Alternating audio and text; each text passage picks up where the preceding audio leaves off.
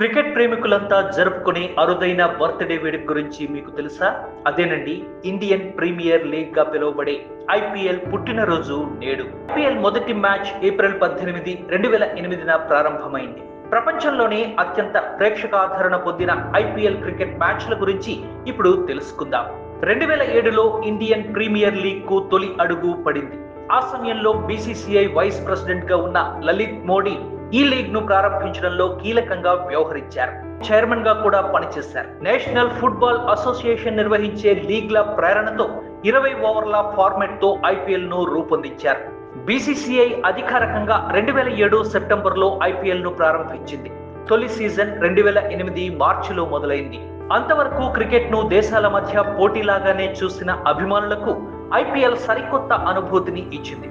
భారత జట్టులో అంతా కలిసి ఆడిన తమ ఫేవరెట్ ప్లేయర్స్ ఇక్కడ వేరువేరు జట్లలో ఒకరికొకరు పోటీ పడతారు.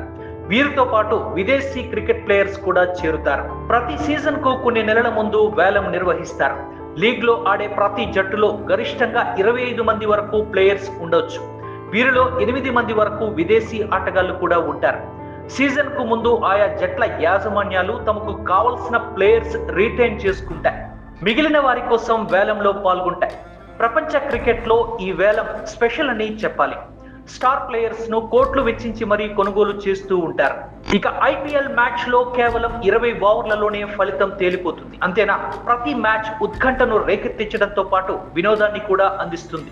జట్ల పేర్లు కూడా Rajasthan Royals, royal Challengers Bengaluru, Chennai super Kings ఇలా లోకల్ ఫ్లేవర్ ను యాడ్ అయి ఉంటాయి. ఇలా ఒక్కొక్క జట్టు ఒక్కొక్కరికి ఫేవరెట్. ఇవన్నీ కలిసి ఐపీఎల్ మొదటి సీజన్ ను సక్సెస్ చేశాయి. అలా మొదలైన ఐపీఎల్ ప్రస్థానం 17 సీజన్లను దిగ్విజయంగా పూర్తి చేసి ప్రస్తుతం 18వ సీజన్ ను కొనసాగిస్తోంది.